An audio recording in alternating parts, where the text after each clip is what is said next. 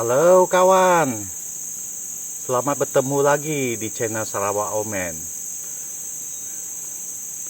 Di episode kali ini saya ada bawa dua parang yang berbeza. Sejauh mana kita tahu, parang ini adalah sejenis alat yang sangat penting di negeri Sarawak. Jadi di dalam dua jenis parang yang kita lihat ini dengan nama yang berbeza, dengan penggunaan juga berbeza. Seandainya kita memilih sebilah parang untuk berkebun, maka yang terpenting itu parang itu harus sesuai dengan tugas kita.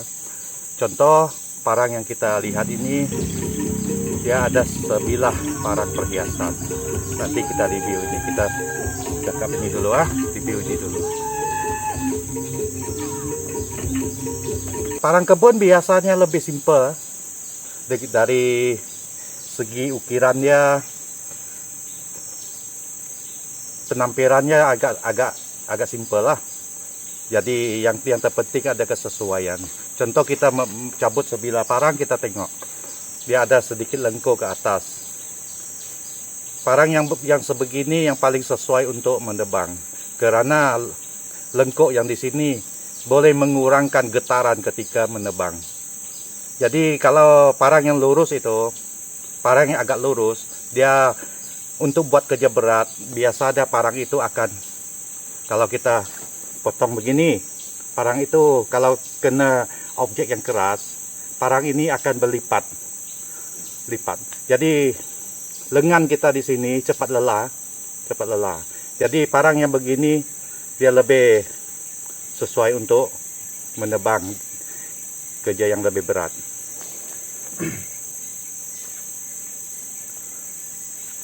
Yang ini kalau di Sarawak disebut nyabo. Nyabo adalah sejenis parang tempo orang Dayak pada zaman dahulu.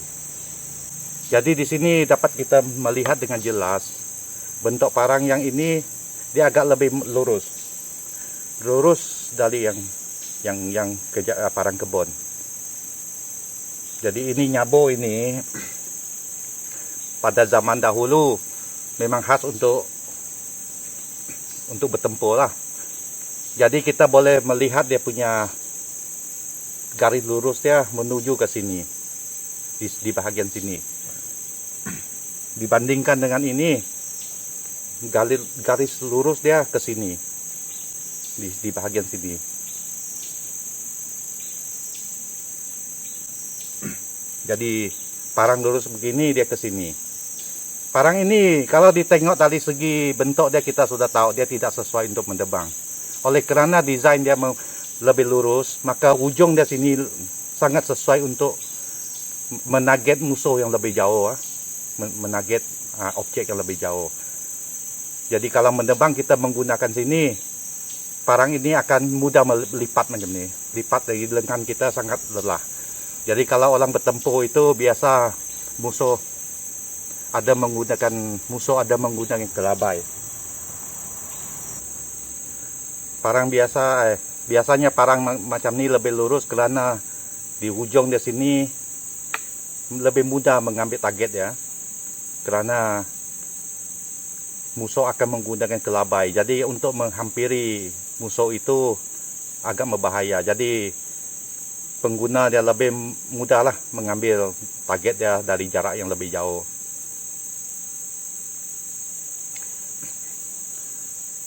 Parang biasa sekarang parang ini sudah menjadi parang perhiasan. Jadi oleh kerana dia sebagai parang perhiasan, maka ukiran-ukirannya juga agak unik. Jadi kita akan coba untuk membuktikan beza dia ketika kita menebang. Mula kita, mari ikut saya. Kita mula eksperimen kita.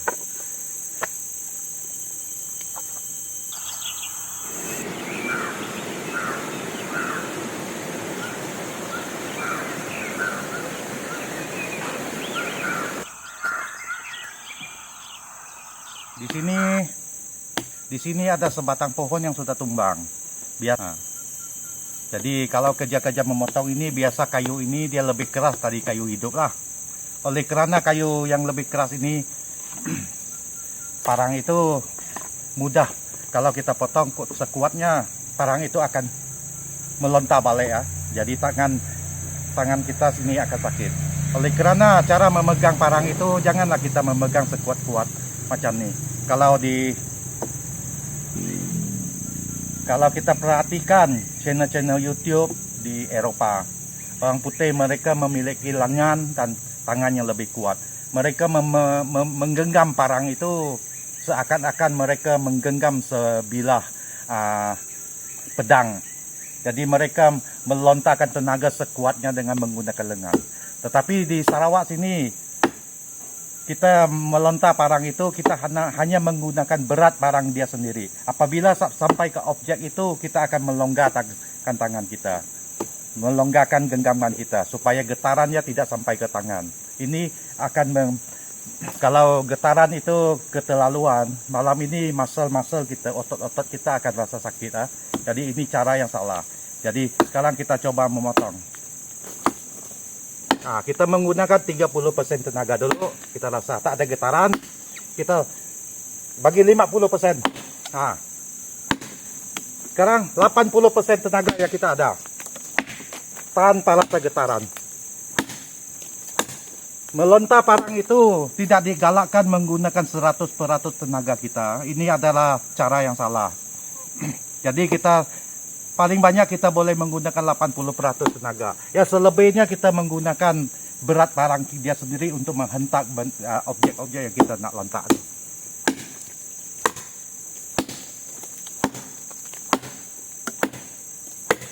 Getaran dia langsung tak ada. Dan dia juga tidak lipat kerana bentuk yang bengkok ini yang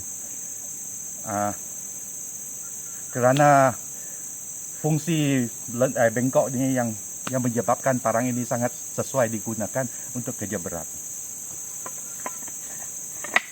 Jadi kalau buat parang kebun, gunakanlah tangkin, jangan pilih parang yang macam ni. Ini parang ini adalah sejenis parang bertempur. Kalau kita menggunakan untuk berkebun, tengok apa jadinya pula. Kita coba. Kita akan rasakan. Kita akan rasakan. Dia akan ke tepian, dia akan lipat tangan kita. Jadi tangan kita sangat lelah. Jadi kita tidak boleh mengeluarkan tenaga kita sekuat yang mungkin. Yang paling banyak pun 40%. Kalau sudah lebih itu tangan kita tidak tahan. Nah, dia akan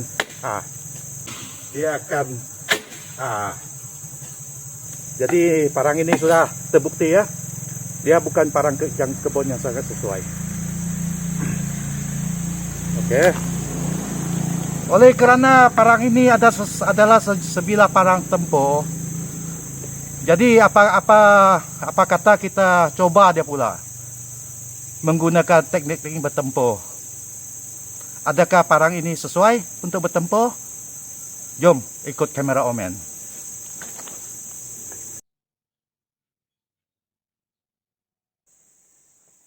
Oleh kerana parang ini dia sebilah yang tajam, sangatlah tajam ya kawan, bukan main-main. Dia ada sebilah parang tajam, bukan tumpul. Kalau kawan-kawan mau coba di rumah, jangan pakai parang tajam ya. Kawan-kawan boleh taruhlah selotip di bahagian yang tajam sini untuk mengelakkan kejadian yang tidak diingini berlaku. Jadi cara membawa parang panjang ini, cara dia macam ini. Tetapi bagi saya parang ini ada sedikit pendek lah. Ya, sebaiknya dia melebihi bahu kita supaya kita boleh sandar di sini ya. Macam ini. Tapi ini ada terlampau pendek, tapi tak apa, kita coba saja. Kita genggam macam ni. Dia sesuai, bermana dia set dia, lentur dia sesuai. Satu. Kedua, kita tengok gerakan macam mana.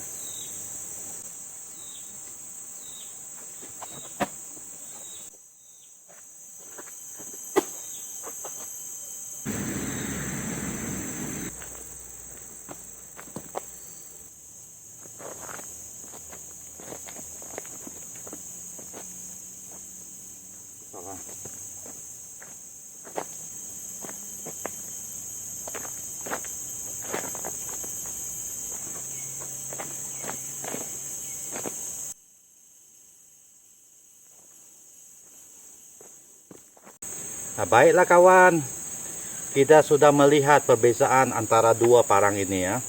Satunya parang Nyabo ini, dan sekarang saya bagi sedikit komen tentang parang Nyabo ini ya. Ini parang Nyabo buatan saya sendiri.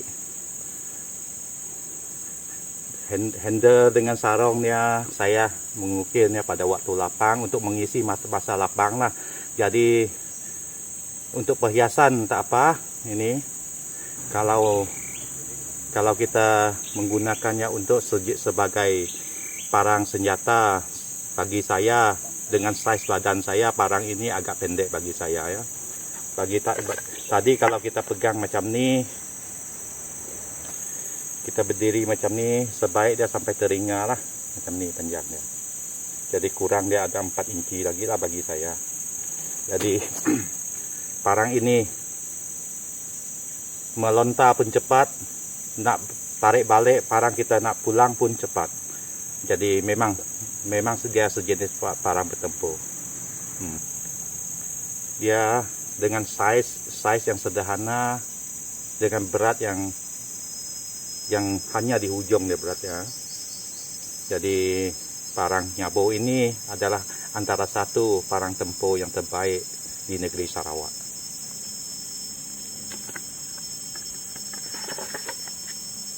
Jadi parang tangkin ini berukuran 16 inci. Tangkin inilah yang terbaik lah untuk kerja-kerja berat di kebun. Jadi perbezaannya sudah kita lihat tadi. Jadi perbezaannya kita sudah melihat ya antara dua ini. Nah, sampai sekarang kita sudah sampai ke hujung rancangan. Ya, semoga kita berjumpa lagi di episode yang akan datang. Kalau suka channel Sarawak Omen, sila subscribe, komen ya, supaya tidak ketinggalan di episode yang akan datang. Oke kawan,